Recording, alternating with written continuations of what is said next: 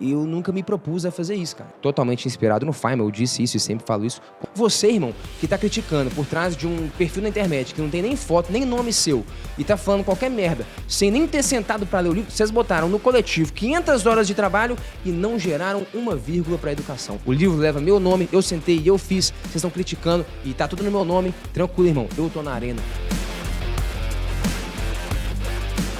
Salve, salve, Universo Narrado! Bora reagir a alguns comentários, algumas sugestões, algumas críticas que a gente recebeu do nosso livro do Lições de Cálculo. Se você não está sabendo, a gente lançou um curso novo que se chama Lições de Cálculo, cujas aulas vão ser ao vivo nessa primeira turma, começa daqui a pouquinho, dia 9 de agosto, e a gente lançou associado a ele um livro didático também, que se chama Lições de Cálculo. É um livro de cálculo integral diferencial em uma variável real. A gente criou uma editora para publicar esse livro. E aí, cara, a gente já, felizmente já vendemos quase 90% do estoque, já foram mais de 2.500 livros vendidos, e aí com isso a galera começa a ler, a gente começa a receber alguns retornos, a gente percebeu que algumas pessoas fizeram alguns vídeos aí na internet, comentando sobre o livro, às vezes fazendo um unboxing do livro e tal, e aí o time selecionou aqui alguns comentários desses vídeos aí que a galera fez, e eu vou reagir a eles aqui, comentar e responder alguns deles. A gente recebeu grandes elogios, recebemos também algumas críticas, e a conversa de hoje vai ser sobre isso aqui, beleza? Vamos lá então. Primeiro comentário aqui que selecionaram. Eu acho engraçado que as pessoas têm uma dificuldade extrema de entender que o livro cobre apenas cálculo 1, apenas por não estar explicitado na capa, como se o Guizoli tivesse a pretensão de ensinar uma área inteira em menos de 500 páginas. Pois é, bicho, em alguns vídeos eu percebi que tinha muito esse comentário, assim, bicho, um comentário de Juninho, vou ser sincero. Os caras falando, bicho, como assim, né? Esse livro tem que ser uma porcaria, como é que o cara vai em 410 páginas ensinar tudo de cálculo, de equações diferenciais, de integrar estripas, não sei o que e tal, cara. Eu nunca me propus a fazer isso, cara, e nem falo isso. Tá escrito na capa, inclusive, lições de cálculo, limites, derivadas e integrais em uma variável real, beleza? O lance de ser cálculo 1, 2 ou 3, isso aí, cara, eu nunca coloquei isso no livro, e nenhum livro coloca isso, né? Um livro de cálculo 1, porque, na verdade, cálculo 1, cálculo 2, cálculo 3, o que vai ser estudado em cada uma dessas matérias, meio que depende de que faculdade você está fazendo. Eu mesmo, por exemplo, comecei a fazer engenharia mecânica numa faculdade, no Cefet. Depois eu mudei para o UFMG, e o que eu vi em cálculo 2 lá no Cefet era só cálculo 3 do FMG. Então, enfim, esse negócio da ordem, cara, o que é cálculo 1, o que é cálculo 2, 3, 4, vai variar muito de faculdade a faculdade. A gente, inclusive, por exemplo, recebeu um comentário de um leitor que disse o seguinte, ele falou, cara, tô impressionado com o quão fluido é o desenvolvimento da ideia, etc e tal, e ele disse que a introdução da ideia de séries e integrais de funções pares e ímpares, etc, ele fala que na graduação que ele fez na USP era abordado só em cálculo 4. Então, enfim, cara, eu percebi que não seria bom pontuar o livro como cálculo 1, 2, 3 ou 4, mas tá na capa, irmão. Limites, derivadas integrais em uma variável real. Esse livro não se propõe a varrer todos os assuntos de cálculo. Se a gente quiser dar sequência nisso, provavelmente a gente vai publicar mais uns 2 ou 3 volumes para que esse trabalho seja feito. Então, bicho, eu vi bastante comentário nessa linha que eu acho que não tem nada a ver. Em momento algum, eu comuniquei, eu posicionei o livro como sendo uma obra completa com todos os assuntos de cálculo. É, na verdade, a parte de uma variável real. Perfeito? É isso. Então, enfim, sei lá, cara. Acho que quem comentou isso aí não sabe muita coisa de cálculo também, porque não faz nem muito sentido esse comentário. Vamos pro próximo aí. Muito massa, não vejo a hora de chegar em casa e sentir com minhas mãos o livro. Percebi também em alguns vídeos, no vídeo do Nescau tinha muito isso, a galera muito ansiosa para receber o livro, né, e tal. A gente já mandou aí, pessoal, mais de 2.000 livros, né, muita gente já recebeu, mas, não sei se tá sabendo, cara, os correios estão bem ruins das pernas aí, estão cheio de dívida, cheio de pepino nas costas, então o negócio tá demorando um pouco mais do que o normal. Tem alguns livros que estão chegando em 10 dias, em 7 dias, alguns estão levando 15 dias, 18 dias e tal, depende de onde você mora. Fique em paz, fique tranquilo que o seu livro chegará e você terá a boa experiência de recebê-lo e o prazer de desfrutar dessa obra. Beleza? Fabrício Pessoa, rapaz, pelo que eu entendi, os exercícios são respondidos em vídeo.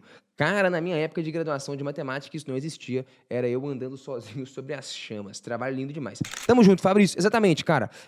No livro, né, a gente tem vários exemplos resolvidos. Os problemas que a gente propõe, todos eles também têm resolução. E os exercícios, aí, eles têm resolução em vídeo. Inclusive, tá ativo ainda a promoção por pouco tempo, tá? Se você se matricular no curso de Lições de Cálculo, você ganha de graça o box do livro na sua casa. Link tá aí na descrição. O cara dar esse título pro próprio livro, em referência à coletânea do Feynman, Lições de Física, me soa muito prepotente, como se o Universo Narrado estivesse se colocando no mesmo patamar. Quem sabe, né, velho? Quem sabe, talvez um dia a gente chegue lá, meu amigo. Mas vamos lá.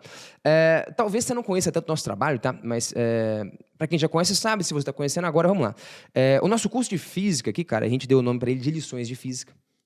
totalmente inspirado no Feynman, eu disse isso e sempre falo isso, conto várias histórias do Feynman aqui, me inspiro muito nele. Nosso curso de matemática se chama Lições de Matemática, nosso curso de cálculo se chama Lições de Cálculo, o livro também. Então, assim, a gente usa esse nome, né, que o Feynman deu, e totalmente inspirado, né, nele, em praticamente todos os nossos cursos, né, só o Desvendando a Matemática, que é um outro curso que a gente tem que não carrega esse nome.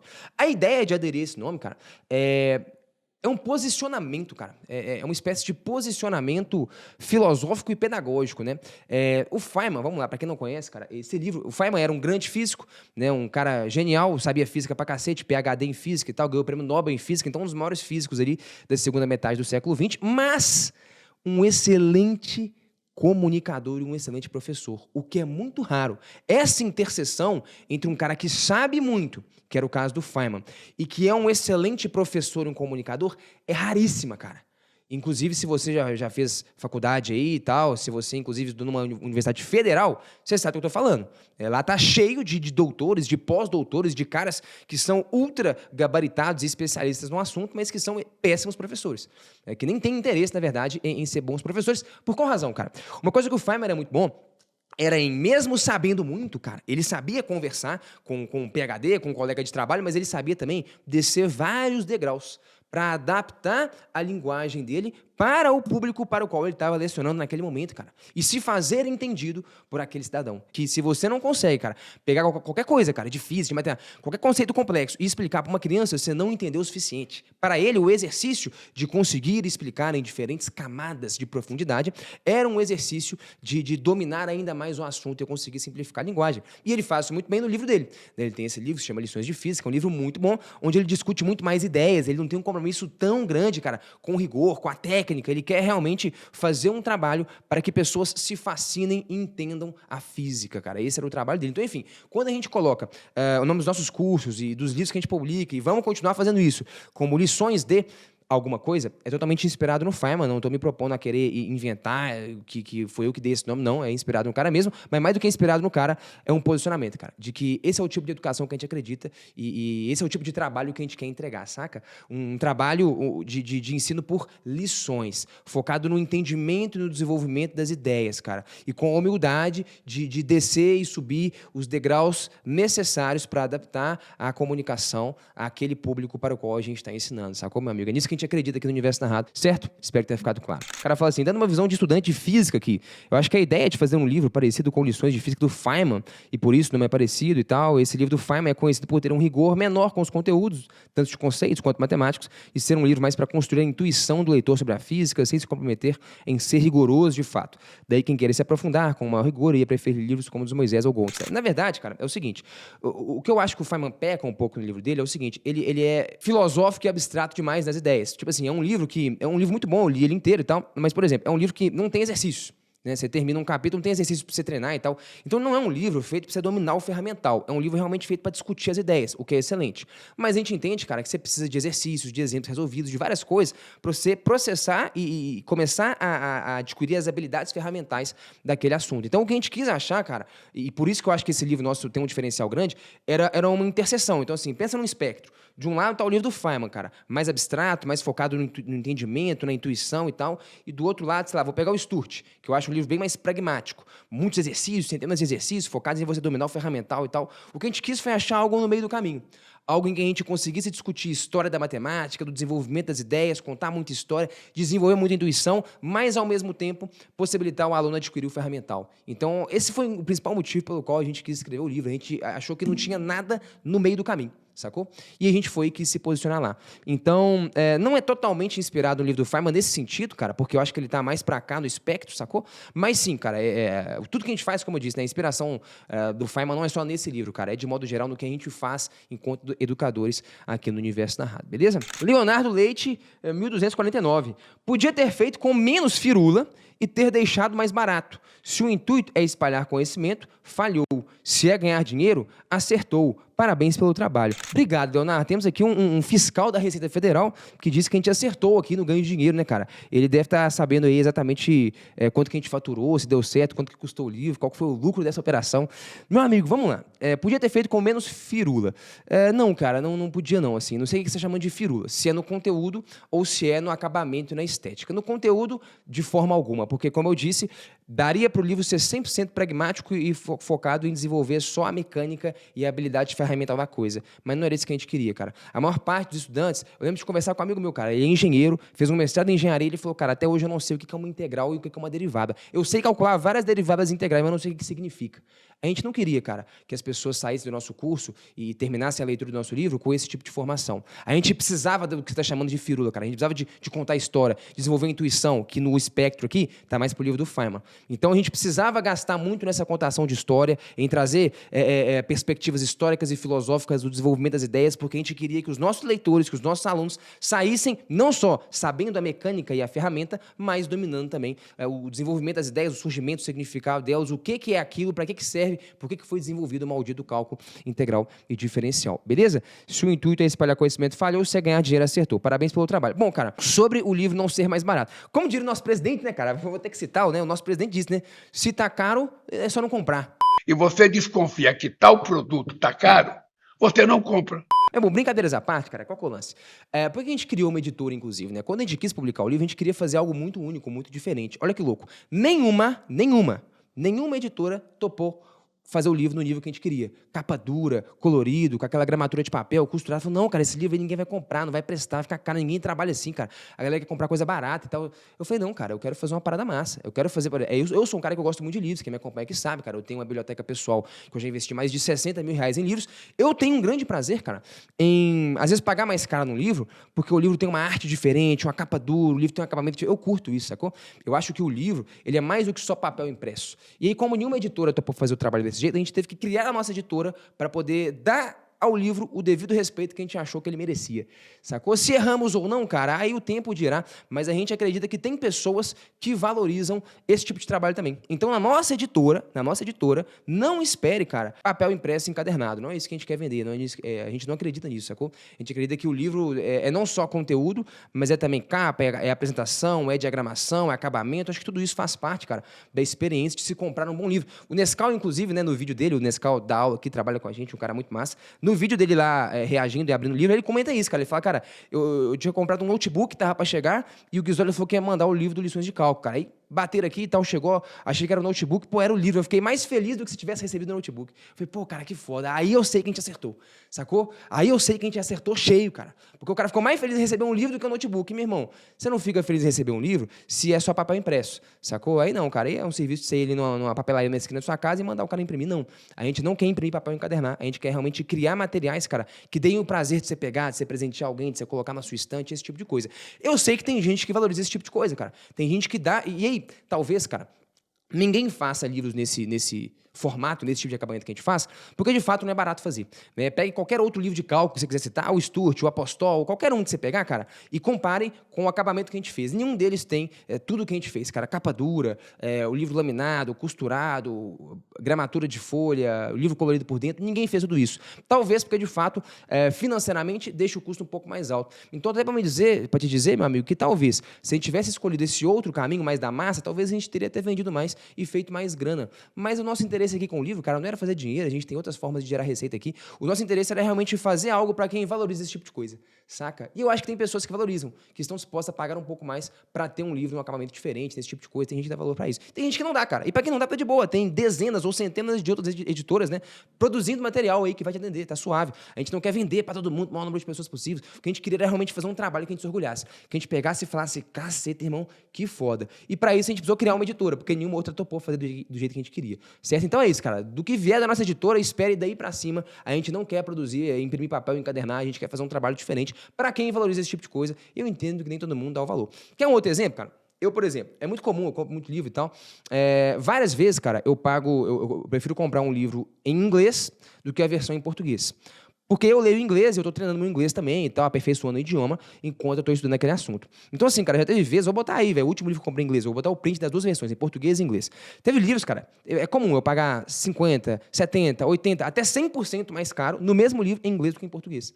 Ou seja, às vezes eu pago o dobro do preço do livro. Mas por quê? Porque, cara, eu não estou comprando papel impresso, sacou? Eu dou o valor e estou disposto a pagar mais pelo fato do livro estar em inglês. Porque enquanto eu estou estudando aquele assunto, eu estou também praticando meu inglês. Então tem mais valor aquilo ali pra mim, saca? Então essa aqui é a métrica, cara. Se eu fosse olhar, eu quero comprar mais barato, eu compro português. Não, cara, mas eu vejo valor em ter o livro em inglês e tal. Enquanto eu estou estudando, eu estou treinando inglês. Pra mim tem mais valor e eu estou disposto a pagar mais caro por isso. E entendo que tem gente que não vê valor nisso e que não está disposta a pagar mais caro. E é o que eu disse, irmão. Tem dezenas de outras opções e tal. É só você seguir e comprar aquela que está mais adequada com o que você acredita, o que você valoriza. Bom, valeu, Léo. O cara, para querer lançar livro de cálculo, tem que ser corajoso, porque já existem muitos. Tem até cálculo em mangá, Vitor Dias. Pô, de fato, hein, Vitor? Valeu aí, cara. Obrigado aí por talvez enunciar e destacar essa coragem, mas realmente tem vários tipos de livros, cara. Eu acho que, como eu disse, o nosso diferencial são alguns, tá?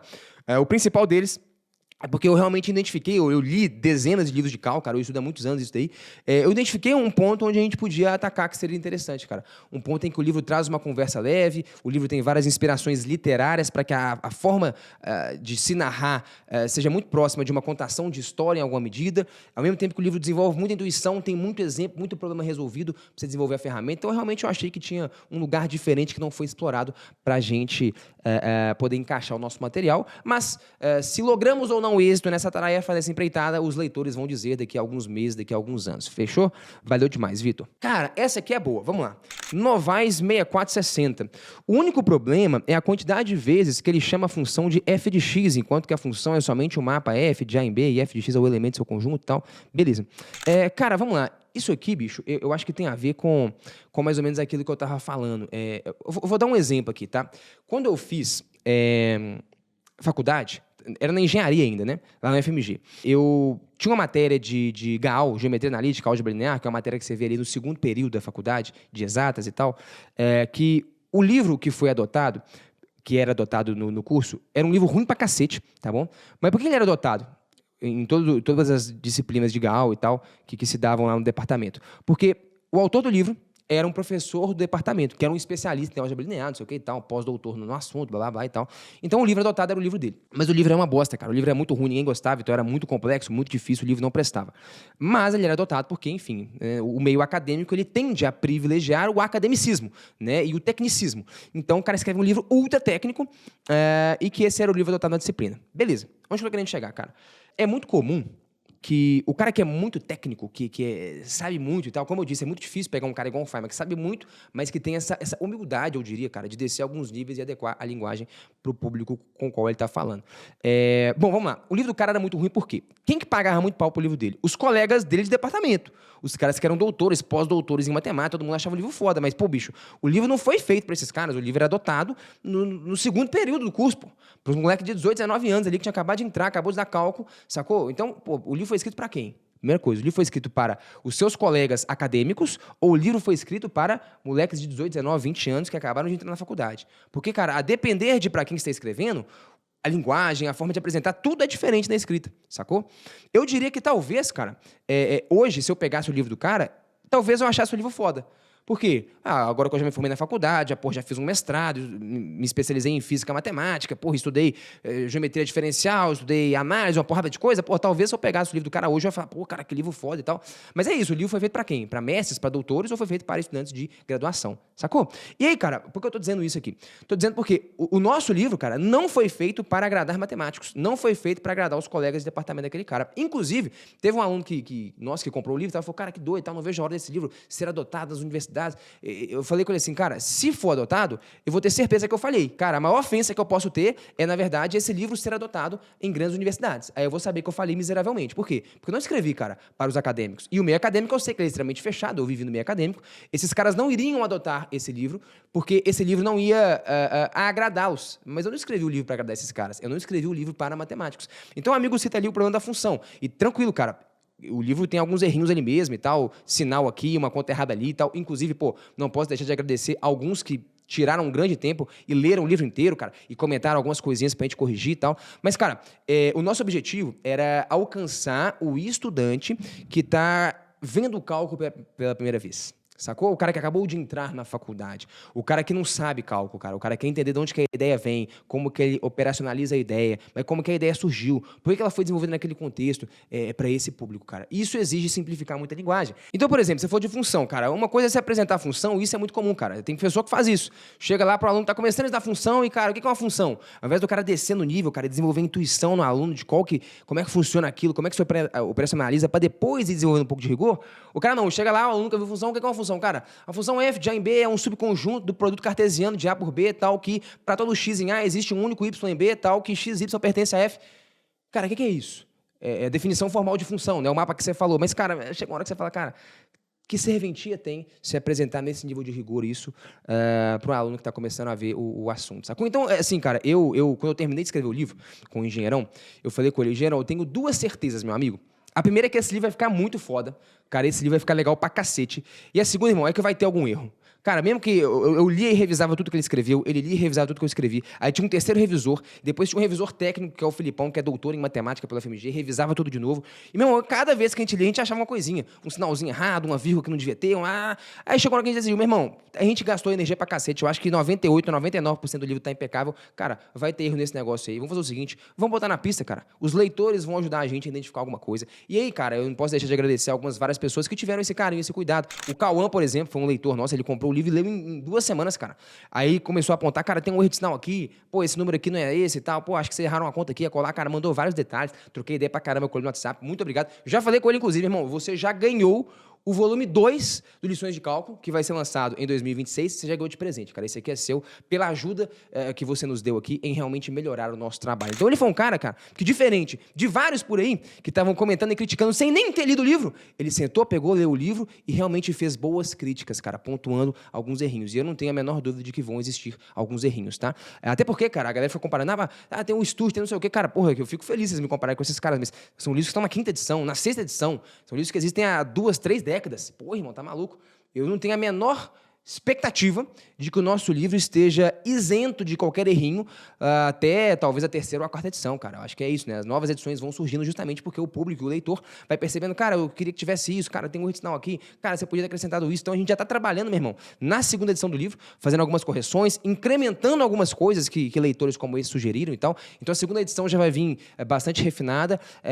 Não acho que ela vai estar isenta de erro, não. A 3ª edição vai vir, cara, talvez lá pela 4ª a gente ajeite a coisa, né? O tempo tem que estar a nosso favor. Talvez daqui uns 2, 3 anos a gente esteja num nível em que o livro esteja num ponto muito bom. Mas é isso, cara. O ponto eu recebo de peito muito aberto, cara, as várias críticas aqui, mas as críticas de quem sentou e leu o livro, cara. Quem se deu ao trabalho de realmente acompanhar a obra, ler e tal, e tá querendo melhorar o trabalho, e não só quem tá fazendo crítica infundada e quem nem leu o material, sacou? Agora, o ponto principal aqui, então, é o seguinte, meu amigo, não me incomoda, tá? E eu vou dormir mais ou menos tranquilo em eventualmente ter cometido algum erro por ter simplificado demais, certo? Talvez eu quis diminuir tanto ali, velho, a linguagem para deixar o mais intuitivo possível, mais fluido, que pode ser que a gente cometeu algum errozinho técnico por ter simplificado demais, como no caso da função. É algo que a gente vai ajustar e talvez eu possa escrever um prefácio explicando melhor algumas notações que a gente vai usar e por que a gente escolheu esse caminho mais simples, o caminho da intuição, mas eu durmo tranquilo sabendo que esse foi o tipo de erro que a gente cometeu. Porque, cara, esse foi o caminho que a gente escolheu. De limpar a tecnicidade, cara. O livro não foi feito para agradar acadêmicos, não foi feito para agradar matemáticos, não foi feito para ser aderido em uma universidade. Não acho que isso vai acontecer, cara. O livro foi feito pro leitor, cara. O livro foi feito pro estudante. Pro cara que tá começando e quer aprender o cálculo. O cara que tá iniciando a jornada. Esse é o nosso público, sacou? Mas é isso, meu irmão. Agradeço demais. Inclusive, cara, tem um formuláriozinho, a gente tá mandando já para alguns alunos que estão lendo, tá? Posso deixar aí também em anexo. É um formulário de, identificou algum erro, manda lá, cara. Algum erro de conta, algum erro de sinal, algum erro de ortografia. Qualquer parada, irmão, pode mandar lá, que a gente está já, como eu disse, trabalhando na 2ª edição nessas correções. Eu sou extremamente grato a quem está ajudando a construir a nossa editora e o nosso livro. Fechou? Muitíssimo obrigado. Eu, particularmente, estou gostando bastante. Acredito que existam livros melhores para quem quer seguir na área da matemática. Como eu disse, não foi feito para matemáticos, né? Mas essa não é a proposta do livro. Alguém entendeu aqui, né? Até porque eles não são matemáticos, trazem ordem histórica, tem inspiração do Machado e tal. Se você tem um cascalho a mais e quer se divertir, acho que vai gostar. Tem umas paradas bem legais, como se fosse uma conversa mesmo, além de umas provas de física que eu achei legal.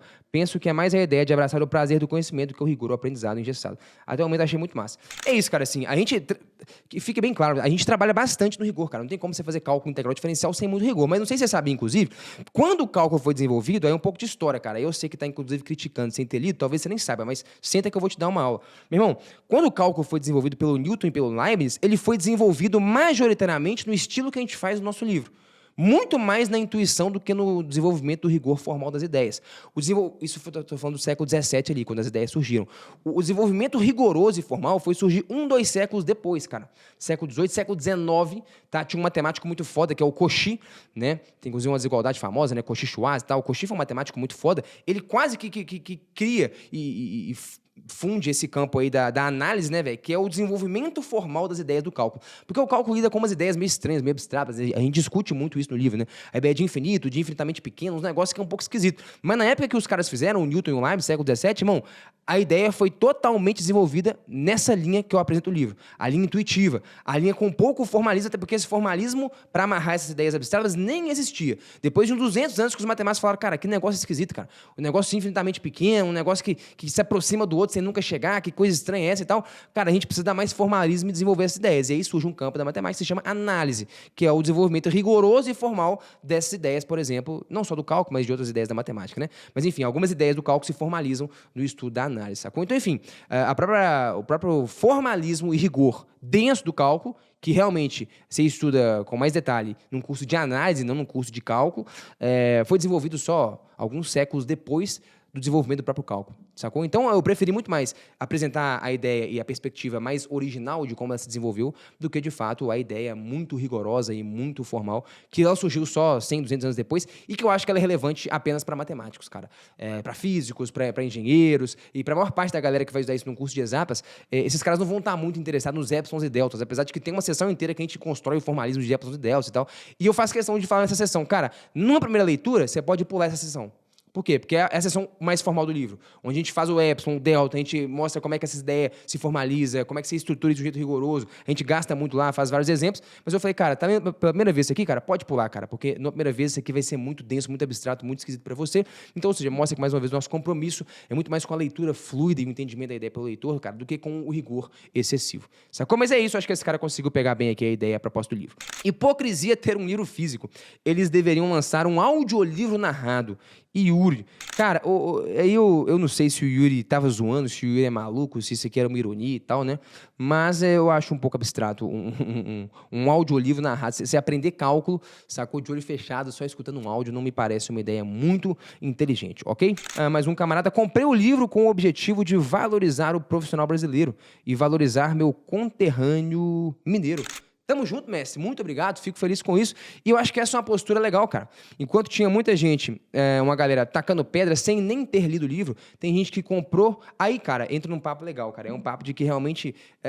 vamos lá. Todo mundo fala, pô, ninguém valoriza o professor, ninguém valoriza a educação, blá, blá, blá. Aí quando um cara, velho, senta e investe centenas de milhares de reais, dezenas e dezenas e dezenas de horas para construir um material diferente, o que a galera fala? Pô, bicho, isso aí não sei o que lá, isso aqui bababá, isso aqui tá caro, credo, já existe um monte de livro de cálculo. Irmão, não tem valorização nenhuma pra educação. Acho que valorizar a educação é que esse camarada vai, cara, comprei pra valorizar o cara. É o cara que comprou lá, velho, e pegou, sentou, leu e falou, cara, isso aqui pode melhorar, isso aqui pode melhorar. E, cara, daqui 2, 3, 4 edições o livro vai estar ainda melhor, chegando ainda mais pessoas com muito mais fluidez. Isso eu acho que é valorizar a educação, cara. Isso é ajudar a contribuir para a educação. Porque, em contrapartida, e até o próximo comentário, olha aqui, ó, o cara falou assim, parei no, olha, eu não li o livro. Se você não leu, como vai revisar o livro? Tinha um monte de gente, cara, que tava falando um monte de merda sem nem ter lido o livro, sacou? E aí, meu irmão, você vai me desculpar, foi mal, vamos lá. Tem vídeos aí com 5, 10, 20 mil views. Eu vou pegar um númerozinho. Vamos pegar 1.000 pessoas. É mais do que isso, vamos lá. 1.000 pessoas. 1.000 indivíduos que gastaram meia hora de suas vidas ali vendo um vídeo e digitando qualquer porcaria na internet, sem ter lido o livro. Vamos lá, 1.000 pessoas gastando meia hora, nós estamos falando de 500 horas. Vocês botaram coletivamente 500 horas de trabalho. Me conta, vai, o que vocês geraram para a educação? Nada, né, cara? Não geraram nada. Pô, o Cauãzan que pegou, que sentou, que leu o livro inteiro, que mandou... Esse cara gerou, cara. Esse cara botou a cara na arena lá, leu o livro, mandou os feedbacks, esse cara gerou o resultado. Esse cara contribuiu para melhorar a coisa. Você, irmão, que tá criticando por trás de um perfil na internet que não tem nem foto, nem nome seu, e tá falando qualquer merda, sem nem ter sentado para ler o livro, vocês botaram no coletivo 500 horas de trabalho e não geraram uma vírgula para educação. Eu botei 500 horas de trabalho, irmão, e vou botar mais 500 para melhorar, para fazer a segunda edição, para fazer a terceira, para fazer a quarta, para fazer os próximos livros. E aí, cara, eu só preciso do tempo a meu favor. Me dá os livros que vocês citam, tá 3, 5, 8, 10, 20, 30 anos no mercado. Cara, me dá 10 anos, cara. E volta aqui e me fala se as obras mais fodas de exatas não vão estar sendo produzidas em grande parte pela nossa editora, 314. Eu tenho certeza absoluta, eu preciso só de tempo. Eu não tinha a menor dúvida de que o nosso primeiro livro, cara, teria alguns erros, alguns deslizes e tal. A gente teve todo um cuidado, cara, para que isso fosse 1% da obra, 2% da obra. Mas, cara, aqui ia ter. Tem que pôr na pista. Hoje a gente tem aí 2.500 leitores, cara. A gente vendeu quase 90% do nosso estoque. Cara, com 2.500 pessoas lendo, 3.000 pessoas lendo, cara, tem 3.000 leitores lendo cara, no trabalho coletivo, pensa, 3.000 pessoas lendo. Quantas horas elas não vão pôr? Se elas se dispuserem a auxiliar no crescimento, na melhoria da obra, cara, aí a gente está crescendo, aí a gente está melhorando a educação. Agora, vocês colocaram 500 horas, não geraram absolutamente nada pela educação. Eu coloquei 500 horas, irmão, e gerei o livro. Eu li pra cacete, estudei, identifiquei um posicionamento legal e uma lacuna que não tinha sido ocupada e colocamos na pista o livro. E vamos melhorar, e vamos botar mais horas, vamos lançar a segunda edição, e a terceira, e a quarta. E, cara, daqui 5 anos, a gente troca uma ideia e vê onde que esse negócio foi parar. Mas eu tenho certeza que aí, cara, entra um comentário legal pra caramba do Theodore Roosevelt, que foi presidente dos Estados Unidos ali, ó, 1901, 1902, alguma coisa assim. Ele fala um negócio legal, ele fala o seguinte, cara, não é o crítico que importa, nem aquele que aponta onde o homem tropeçou ou como ele poderia ter feito melhor. O crédito pertence ao homem que está na arena da vida, cujo rosto está manchado de poeira, suor e sangue, que luta bravamente, que erra e decepciona, porque não há esforço sem erros e decepções, que se entrega a uma causa digna, que na melhor das hipóteses conhece o triunfo da grande conquista e que na pior, ao menos fracassa, ousando grandemente. Então, cara, você tá maluco, assim. Eu fiz esse vídeo por conta de quê? Eu fiquei extremamente feliz e satisfeito em ter recebido as críticas que eu recebi. Que são as críticas de quem, cara? Das pessoas extremamente acadêmicas e de pessoas que nem leram o livro, certo? Ou seja, no fundo, cara, o crítico não importa. E esse livro aqui, esse vídeo, desculpa, ele é muito mais, cara, para a comunidade do Universo Narrado, porque tem alguns recados que eu quero dar aqui. O primeiro deles é o que eu falei, cara, não tenho a menor pretensão de que esse livro vai ser isento de erros até a quarta edição, mas se você nos ajudar nesse trabalho, cara, saiba que você está investindo tempo, energia e talvez seu recurso financeiro num trabalho extremamente sério, que daqui 3, 4, 5, 7 anos, cara, provavelmente vai estar produzindo os melhores livros de exatas do país. Eu acredito nisso, cara, eu vou continuar colocando hora nisso aí. E, cara, no final do dia, o que importa não é o crítico. O que importa é o cara que sentou, comprou o livro, leu as 200 páginas, cara, e se dispôs a fazer boas críticas, cara. Sinceras, honestas, focadas no crescimento e no desenvolvimento. Esse cara está ajudando a educação a crescer e se desenvolver. O crítico, o cara que só fala por falar, por trás de um perfil sem foto, sem nome, nunca leu o livro, cara, esse cara não importa, esse cara não está na arena. Eu estou na arena, não estou na arena? Eu estou com a cara suja de poeira, suor e sangue. Eu estou aqui, cara, é minha cara aqui, o livro leva meu nome, eu sentei e eu fiz, vocês estão criticando e tá tudo no meu nome, tranquilo, irmão, eu estou na arena. No fundo, o que importa é quem está na arena, porque só acredita que pode realmente, só faz, cara, algo relevante em qualquer cenário, no caso da educação, quem acredita que pode mudar e fazer algo diferente. E eu acredito nisso, cara. Eu acredito genuinamente que esse livro ele é bem diferente de quase todos os outros e que ele traz uma perspectiva muito única de aprendizado. Tem gente que acredita nisso, cara. Tem várias pessoas que vão ter e estão tendo já essa experiência. A gente recebeu já centenas de comentários muito positivos do livro, mas não são de matemáticos, graças a Deus. Então, cara, receber as críticas que eu recebi e das pessoas que eu recebi, cara, me deixa extremamente satisfeito e mostra que a gente acertou no trabalho. No final do dia, cara, isso não me incomoda em nada, é como eu disse, né, e como o Roosevelt falou, não é o crítico que importa, irmão. O que importa é quem tá na arena, é quem tá fazendo, porque o crítico tá lá. A galera botou 500 horas de trabalho e fez o quê, cara? E gerou o quê pela educação? E você impactou quem? Me fala, cara, quem que você impactou? Eu sei quem eu impactei, cara. Mães que me falam, cara, meu filho pegou o livro, tá fascinado, velho. Estudando cálculo, nunca vi estudando assim, cara. Eu sei o impacto que a gente gerou na educação, certo? Vocês botaram 500 horas, cara, eu não acho que vocês geraram nenhum impacto. Então, no fundo, cara, o que importa não é o crítico, não, cara, que fala só por falar. O que importa é quem tá na arena tentando fazer alguma coisa. E é esse cara que, em alguma medida, cara, vai levar o crédito, caso ele tenha conseguido fazer algo relevante, ou pelo menos ele fracassa ousando tentar fazer algo grande por uma causa digna. Que, no meu caso, é a educação, é impactar as pessoas e é fazer com que mais pessoas, cara, possam se espantar, se fascinar pelo conhecimento e passar a estudar mais, cara. Essa é a nossa causa, sacou? Minha causa não é agradar o acadêmico, o professor do departamento lá, que publicou o livro de álgebra linear. Se ele tiver elogiando meu livro e falar, cara, vou botar o livro aqui, eu falei, cacete, nós erramos muito, certo? Então é isso, cara.